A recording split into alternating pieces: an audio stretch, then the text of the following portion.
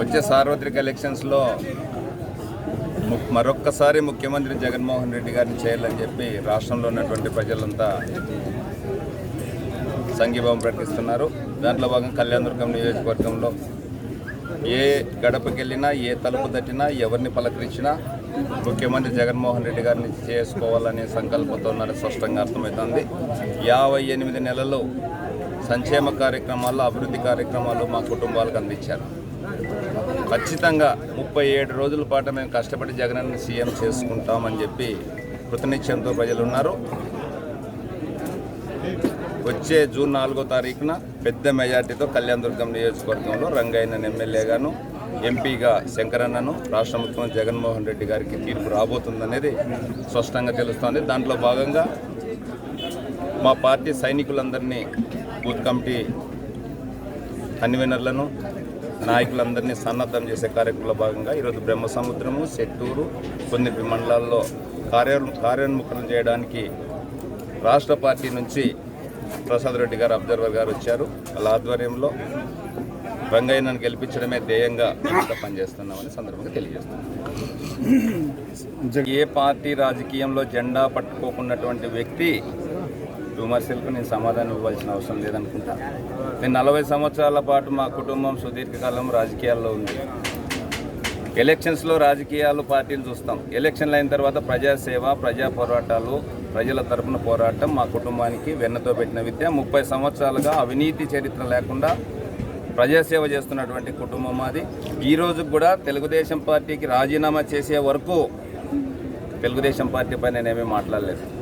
అంతర్గత వ్యవహారం అంత క్రమశిక్షతో ఉన్నాం. జెండా విలువ కూడా తెలియకోకున్నటువంటి వ్యక్తి కేవలం వ్యాపారాలు చేసుకొని డబ్బులు ఇచ్చి టికెట్లు తీసుకోవడము, డబ్బులు ఇచ్చి కార్యకర్తలను చుట్టుకోటి తిప్పుకోవడము, డబ్బులు ఇచ్చి ఓట్లు వేయించుకుంటాం అనుకుంటున్నారు. కళ్యాణదుర్గం నియోజకవర్గం ప్రజలు చాలా తెలివైన వాళ్ళు, ఆత్మ గౌరవం కోసం పోరాడేటువంటి వాళ్ళు. వచ్చే 4వ తారీఖు ఫలితాల్లో కళ్యాణదుర్గం నియోజకవర్గం ఫలితం ఏ విధంగా ఉంటుందనేది ఇటువంటి వాళ్లకు తెలియజెప్పబోతున్నారు కళ్యాణదుర్గం నియోజకవర్గంలో నా కుటుంబ సభ్యులంతా. లిక్కర్ షాపులతో దీంతోనే తన సొంత నిధులతో సొంతంగా అభివృద్ధి అయినాడు తప్ప రాష్ట్రాన్ని అభివృద్ధి చేయాలని చెప్పేసి కామెంట్ చేశాడు అమలేశ్వర సురేంద్రబాబు. ఈరోజు ప్రభుత్వ పాలసీలు ఒక విధంగా ఉంటాయి. కళ్యాణదుర్గం నియోజకవర్గం అభివృద్ధి తీసుకుంటే సురేంద్రబాబు వల్లే కళ్యాణదుర్గం నియోజకవర్గానికి 114 చెరువులు రాలేదనేది అక్షర సత్యం. 18 నెలల్లో పూర్తి చేయాల్సినటువంటి ప్రాజెక్టును అగ్రిమెంట్ చేసుకుని ఆ ప్రాజెక్టు పూర్తి చేయకుండా ప్రభుత్వాలకు తప్పుడు సమాచారం ఇచ్చి ఈరోజు కళ్యాణదుర్గం నియోజకవర్గం ప్రజల భవిష్యత్తుతో ఆడుకుంటున్నటువంటి వ్యక్తి సురేంద్రబాబు. జగన్మోహన్ గత ప్రభుత్వంలో 30 కోట్లు కాలువ పన్నులకు డబ్బులు బిల్లులు ఇచ్చింటే ఈ ప్రభుత్వంలో జగనన్న 84 కోట్ల రూపాయలు 840 ఎకరాలకు తెలుగుదేశం పార్టీ ప్రభుత్వంలో తవ్వినటువంటి కాలువ భూ నిర్వాసితులకు కూడా ఈ ప్రభుత్వం డబ్బులు ఇచ్చిందనేది అభివృద్ధి పైన, కళ్యాణదుర్గం అభివృద్ధి పైన జగనన్న ప్రభుత్వం ఎంత ముందు చూపుతూ ఉందో సంక్షేమంతో పాటు అభివృద్ధి కూడా అలానే ఉంది. కళ్యాణదుర్గం నియోజకవర్గం రైతాంగం కళ్ళల్లో ఆనందం చూడాలని, రైతుల కుటుంబాలకు సంపద సృష్టించాలని చెప్పి జగనన్న చేస్తున్నటువంటి పనిని ఈ సురేంద్రబాబు వల్ల పులిస్టాపడింది.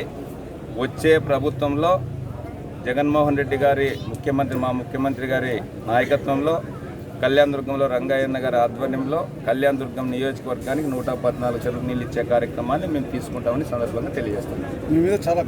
Hit TV presents like, share, comment. TV వాళ్ళకు కూడా నేను ఒక సర్ప్రైజ్ ఇద్దాం అనుకుంటున్నాను. మీరు మాత్రమే జెస్సీ ఎందుకు అయ్యారు? ఇలాంటి అమ్మాయిలకి పిలవడానికి బాగుంటుంది. చందు సాయికి like you and have a జనాలకి ఒక పేరు నచ్చిందంటే దీనికి ఒక ప్రాసెస్ ఉంటుంది. ఎందుకు ప్రాసెస్? డైరెక్ట్గా వెళ్ళిపోదాం. ఏదైనా ఒకటి మర్చిపోయినావా నువ్వు? ఏం మర్చిపోయావు? ఏదో ఆ టైంకి మన సుడి బాగుంటే ఎవరన్నా చూపిస్తే రాయగలం కానీ డోర్ టు డోర్ సేల్స్ చేసేవాళ్ళు. శారీ వస్తుంది, శారీలో వెనకాల కట్టుకుని